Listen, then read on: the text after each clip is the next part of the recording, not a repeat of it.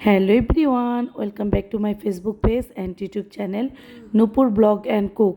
কেমন আছেন সবাই? আশা করি সবাই অনেক অনেক ভালো আছেন। আমিও ভালো আছি। চলে এলাম আবার একটা নতুন ভিডিও নিয়ে। আশা করি ভিডিওটা আপনাদের কাছে অনেক বেশি ভালো লাগবে। তো এই যে আমি একটু বাজারে গিয়েছিলাম ছেলেদের জন্য কিছু খাবার আনার জন্য, আর আমার চিনি শেষ হয়ে গেছে চিনি আনার জন্য। তো এই যে নতুন নতুন কিছু আইটেম উঠেছে বাচ্চাদের জন্য। তো এটা মনে হয় বেশি ভালো লাগবে। ড্রাই কেক তো এক এক ব্র্যান্ডের এক এক রকম। তারপর টোস্ট এনেছি, ছোট ছোট প্যাকেটে বিস্কিট এনেছি। এগুলো আনলে কি হয়, একবার একটা করে ছিললে খাওয়া যায়। আর বেশি বড়টা আনলে কি হয় যে অর্ধেক খায় আর অর্ধেক রেখে দেয়, এটা নষ্ট হয়ে যায়, কিন্তু খাওয়া হয় না। তাই আমি ছোট ছোট প্যাকেটগুলোই বেশি ফেভার করি বাচ্চাদের জন্য। তো এই যে এদের হচ্ছে হাবিজাবি খাবার আর কি, ওদেরও দোষ দিয়ে লাভ নেই। মাঝে মধ্যে কিন্তু ড্রাই কেক বা এই ধরনের বিস্কিটগুলো আমারও খাওয়া হয়, কিন্তু ছোট বিস্কিট বা চকলেটস আইটেম কোনো খাবার আমি খাই না, একটু অ্যাভয়েড করি। আর এই যে দেখতেই পাচ্ছেন কী এনেছি। তারপরে এই যে রান্না টান্না এখন এটা কমপ্লিট করে রান্নায় চলে গেলাম। এখানে হচ্ছে কই ফিশ ফ্রাই, মানে কই মাছের যে কই মাছ রান্না করব। আর হচ্ছে এখানে পাবদা মাছ শসা দিয়ে রান্না করব। কই মাছটা আমি পুঁই শাক দিয়ে রান্না করব, আর পাবদা মাছটা আমি শসা দিয়ে রান্না করব। পাবদা মাছ কিন্তু শসা দিয়ে রান্না করলে অনেক অনেক বেশি মজা খেতে, ওসে রান্না করে দেখবেন।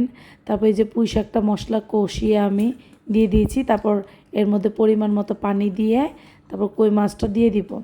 আর এর মধ্যে বলে রাখছি, যারা ইউটিউব চ্যানেল থেকে এই ভিডিওটা আমার দেখছেন, প্লিজ আমার ইউটিউব চ্যানেলটি সাবস্ক্রাইব করে দিবেন। আর যারা ফেসবুক থেকে দেখছেন, তা আপনারা যদি চান তাহলে আমার পেজটা ফলো দিয়ে যেতে পারেন। আমার ফেসবুক পেজ আর ইউটিউব চ্যানেল নাম একই, নূপুর ব্লগ অ্যান্ড কুক। আপনাদের সুবিধার্থের জন্য বলে দিয়েছি। তো এই যে কই মাছটা কথা বলতে বলতে রান্না শেষ হয়ে গেছে। এখন রান্না করব শসার তরকারিটা। তো আমি এখানে প্রথমে জিরা ফোড়ন দিয়ে দিয়েছি, আর মশলাটা গুলিয়ে রেখেছি, ওগুলো দিয়ে এখন শসাটা আমি ভালোভাবে নাড়াচাড়া করব। আর এই শসাটা আমি ডিপ ফ্রিজে ফ্রোজেন করে রেখেছি। আসলে আমার বেশিরভাগ সবজি ফ্রোজেন করে রাখা হয়। তো এই যে মশলার সাথে গুলিয়ে নিয়েছি ভালোভাবে। আর আসলে শসার তরকারির সাথে একটু মশলাটা কম দিলেই এটা একটা অথেন্টিক ফ্লেভার থাকে। আর শসার তরকারি কিন্তু নিরামিষ রান্না করলে অনেক বেশি মজা। তো এই যে হালকা পানি দিয়ে ফুটে আসলে এর মধ্যে মাছটা দিয়ে দিব। তো এই যে আজকে দুপুরে আমার হচ্ছে ডান রান্না। বিকেলে বসে বসে মটরশুঁটি ছাড়াচ্ছি। মটরশুঁটি অল্প কয়েকটা নিয়ে কিনে এনেছি।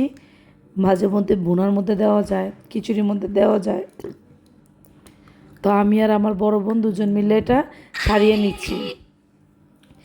তো এই তো মটরশুঁটিটা কিন্তু ছাড়ানো অলরেডি শেষ হয়ে আসছে। তা আজকের ভিডিওটি এ পর্যন্তই। Thank you for watching my video.